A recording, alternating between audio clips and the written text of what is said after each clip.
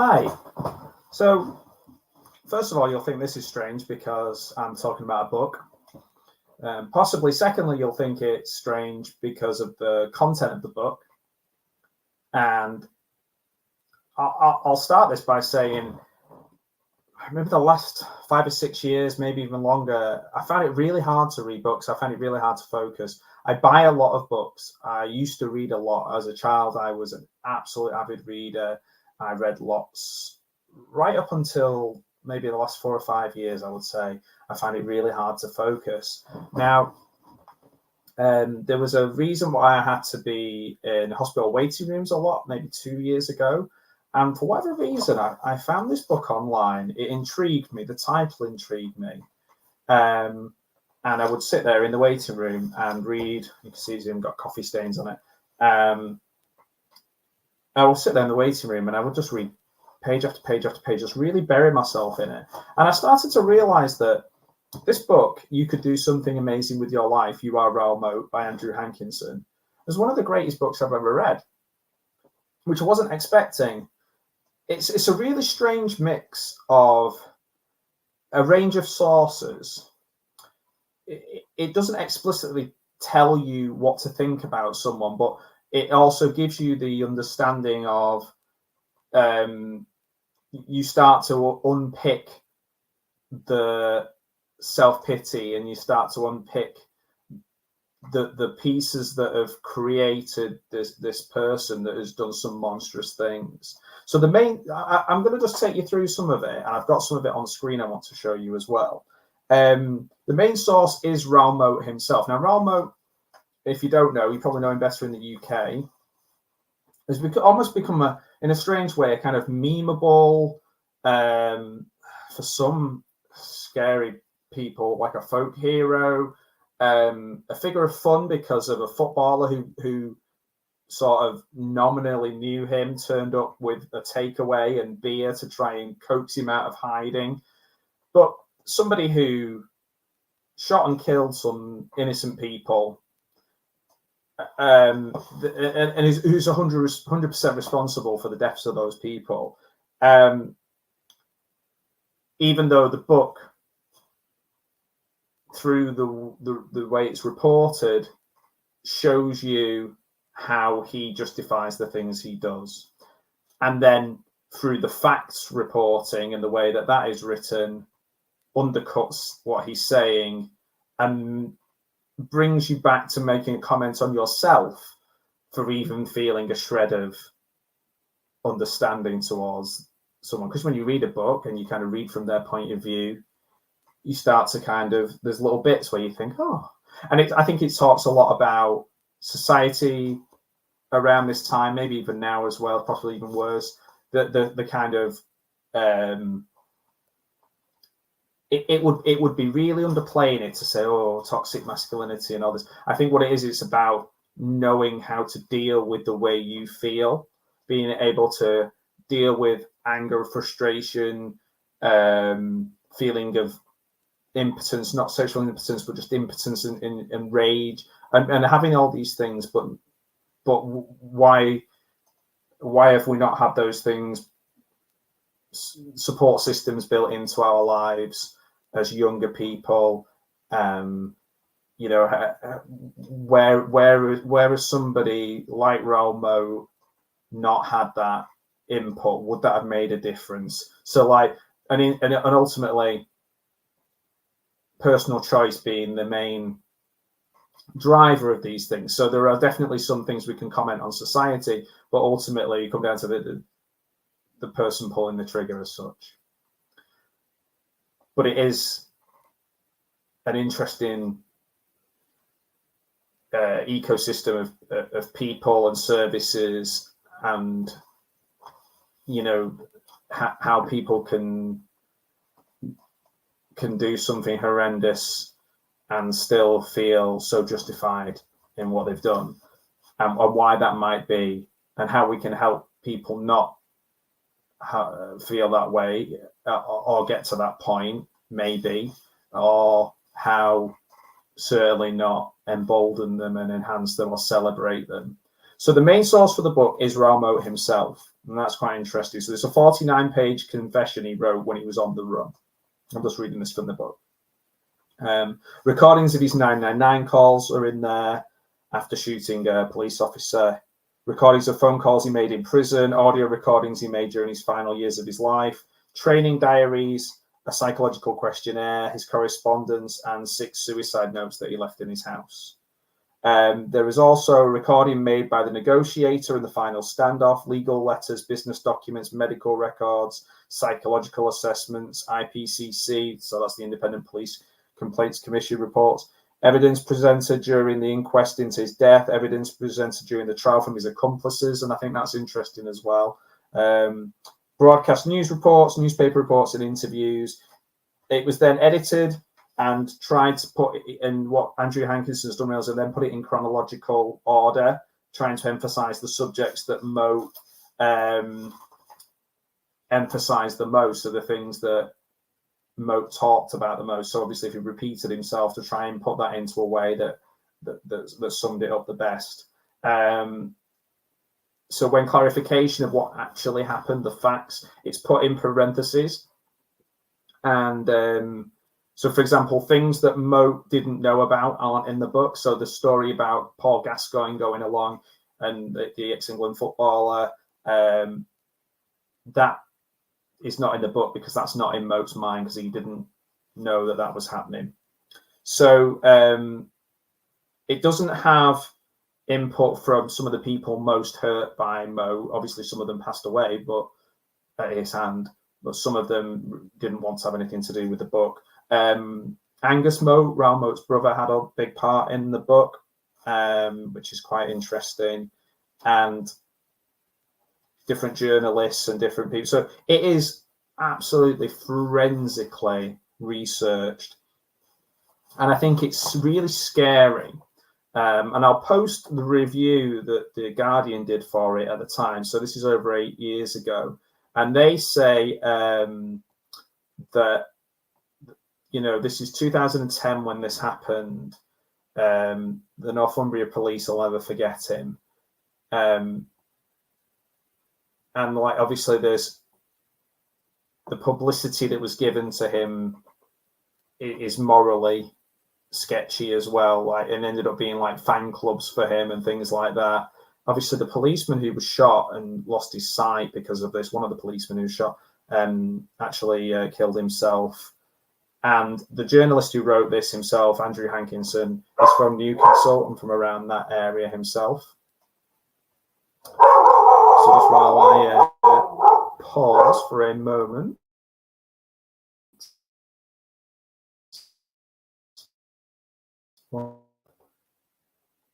Okay, so I'm back after a postman break. So I was just talking you through how this was received at the time. And it kind of follows the techniques. If you've read In Cold Blood or even seen the film In Cold Blood, Truman Capote, and you found that interesting, you'll probably find this interesting. Some people call this new journalism, a kind of combination of fact and fiction, I suppose, because it's written in present tense and in the second person. So it's like they release you from prison. And it lets you work out the clues. So like, what drives him? What are his influences? You know, what's the ideology of like a hard man, masculinity, and obviously the threat of someone younger than you, and this idea of his love rival being younger than him. How friends can kind of just go along and embolden you, and there's so many questions in here as well, and that, you know, the areas people live in and the sort of how masculinity is at the heart of that, and how Moat built himself up and became so like ripped and muscular because he didn't want to be bullied. So there's a lot of really, it is a case study.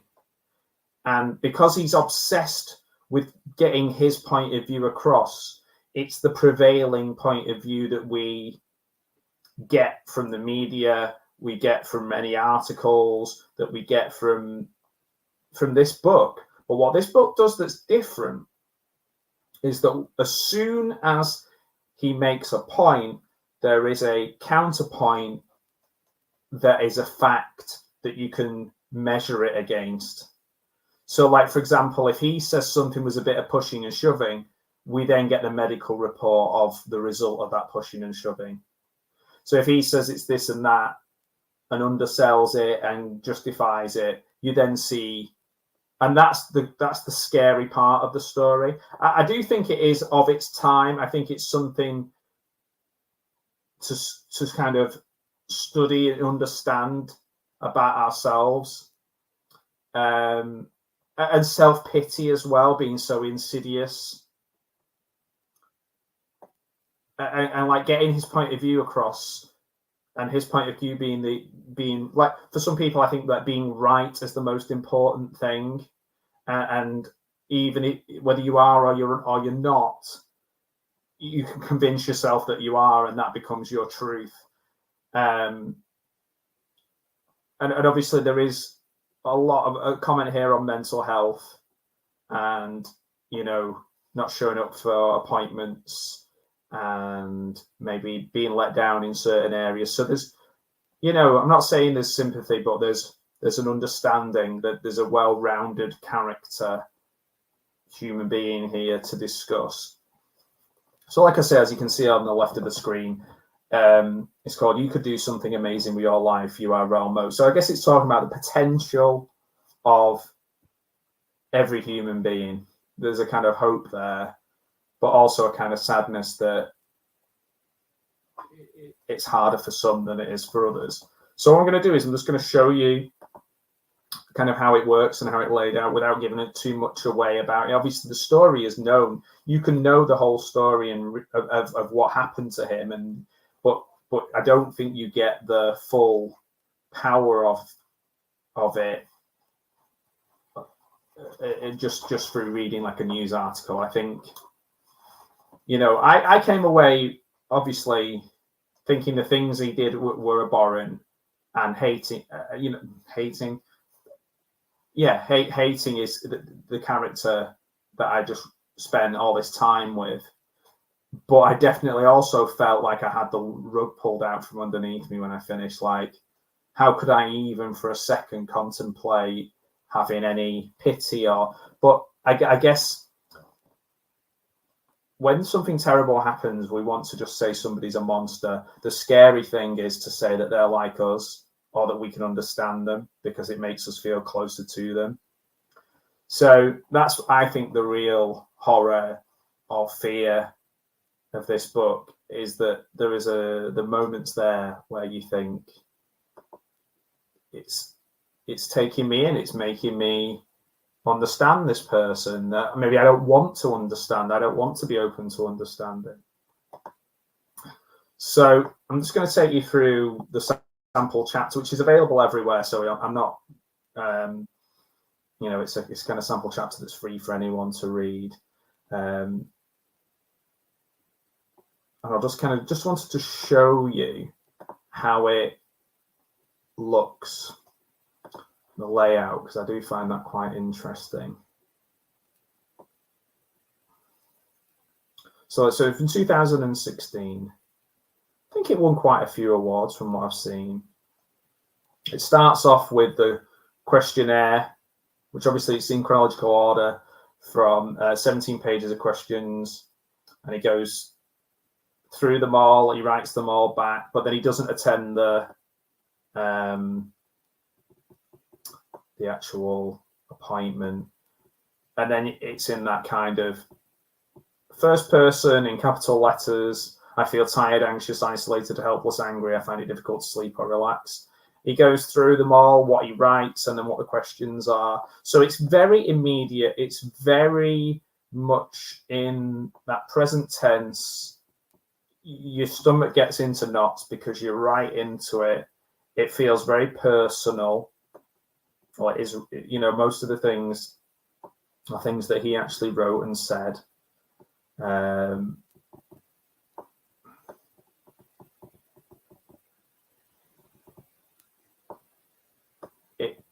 It goes, like, for example, he writes stepfather and underlines a relationship with his dad, and then he writes 9 lines about his mum. So it's all these. It really is a bit like in Cold Blood, where you feel like you're a bit of a detective in a way. It feels like a bit of a detective novel, but in the realist sense, where you're actually combing through the files. Like those parts of the films where they're going through the microfiche and scrolling through and finding out. It's like that, but for real. So it's very much in his language, you get his demeanor, and you instantly, through this questionnaire, finding out about them, it talks about his relationship and things like that. And it says things like, have you tried to harm yourself in any way? Yes. To overdoses. It's quite a hard read. I'll be honest with you. It's quite a hard read, but a really worthwhile and interesting book. And I don't want to share too much of it with you, but again, the first part goes through this questionnaire, and then you really are getting to know him in that way. And then it goes down to, you've got an appointment, you don't attend, you're discharged from the waiting list. 2 years later, you shoot 3 people and shoot yourself. You'll be called a monster. You'll be called evil. Prime Minister David Cameron will stand up in Parliament and say you were a callous murderer. End of story. You have 9 days in your whole life to prove you are more than a callous murderer. Go. I'll be honest. It hit me hard, this book, and it stayed with me for a long time. And I kept coming back to it, and it. Books that stay with me tend to be ones that I will read again, and I very rarely read books again. I can think of maybe 4 or 5 that I've read over and over again, but this had a massive impact on me. Really made me it's smart, and it makes me kind of think about people I know, people I grew up with, things I've been around, family members, mental health, helping yourself, personal responsibility, blame, essentially fooling yourself.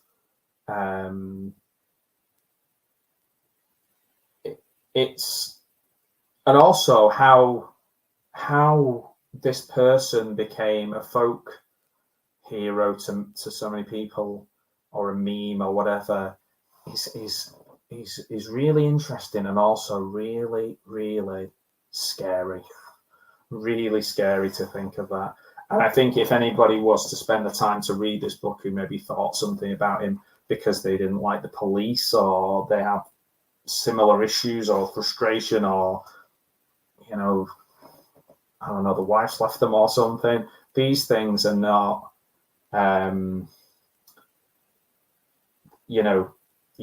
it's really tough to look inwardly, isn't it? It's really tough to look inwardly.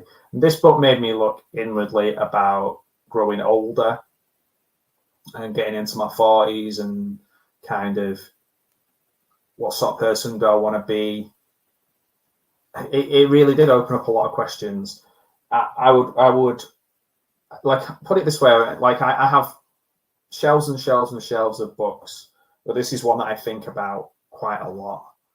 And I like biographies. I've always been a big biography reader. Even as a kid, I would read tons of biographies. I think it was like Tintin, Asterix, biographies of mainly film stars and things like that. Like at the moment, I'm reading Kenneth Williams' diaries. I like getting into people's lives and kind of having that understanding. But this is different. Like obviously, you go through your Stephen King phase. You go through your, I don't know, like angry teenage phase. You read things like Catcher in the Rye or Bret Easton Ellis, or I don't really know how to describe this book other than I've never read a book like it. And I think that certainly if you're of my age, or you remember it, or even if you're just intrigued by true crime and you like things like Serial, like when that was really popular, or Only Murderers in the Building, or things like that. This is an interesting book for those sort of people who have that kind of mind. If you've read it, I'd be really interested to hear what you think about it. I think you can get it pretty cheap now, but it's possibly one of the best books I've read in the last decade. I think it is about Britain in that decade, and to be honest, maybe just about men in that time. I'm not saying all men are like Raoul Moat. That's not my point. You know, we're all individuals with very, very different lives and impacting factors on the way we turn out. What I'm saying is that these factors happen to quite a lot of people with varying results again, but they're worth delving into to try and look inwardly a little bit and understand yourself a bit more through somebody else's life, or even just as a neutral observer and just kind of, you know, I mean, ultimately there are some victims of this, and the least important of those victims is Raoul Moat. And that's why it's a problematic book in some way. Some people call it problematic. I know in some reviews I've said because it doesn't come out and just say what it thinks, but I actually think that's what makes it a better book. Because isn't it better to think for yourself? Work these things out for yourself. Surely it is. It is. Right. Yeah, so my first sort of book review, book discussion on the channel that isn't really like talking about a graphic novel or something like that. Let me know if there's any books that you've read similar or completely different that you think I should check out and discuss. I'd love to hear what you think about this book. If you've actually heard of it, read it, positive, negative thoughts on it. Obviously, I'm open to all kinds of discourse about this, and I understand it's quite. I don't know whether it's been politicized or anything like that. I'm just looking at it from a humanist point of view. I'm not interested in discussing politics. So if people want to do that, I don't care. But I am interested in the humanist side of this, just like, you know, how, you know, what do you make of this? What do you make of this book? What do you make of the things it made you think? It might have made you think completely different. It's a bit like a film. You can watch it, if it's a really great film, watch it 3 or 4 times, watch it from a different perspective and get a completely different take on it. On this one, I don't think I get that, where I'm going to suddenly side with someone different, because it's not as simple as that. But I think that initial shock of the things happening as they happen, and me, like I said before, feeling like that rug was pulled out from under me because I just had this scintilla of sympathy, to have that all pulled out was like a thrilling experience, and not in a like a fun way, but like a kind of like, oh geez, kind of shocking way. So anyway, I'll leave it there. You could do something amazing with your life, open brackets, You Are Raoul Moat, close brackets, by Andrew Hankinson. A book that I highly recommend. It is an experiment in empathy and an exploration of the limits of that. That's what Louis Theroux said, and I don't think I could put it any better. He said that it holds the reader hostage in the echo chamber of an angry and confused man's head. And it does. It is quite, the violence is portrayed in quite a banal way, so it's not a thrilling read in that sense, but you're always on edge. It does touch on themes of masculinity, deprivation, loss, and it is very, very sad, but not so sad that you'd want to avoid it. I think it's quite an important book. Maybe that's why I think it's a defining book of the 2010s. So yeah, thanks for watching this. And I hope you've found it interesting in some way. And be careful, look after each other.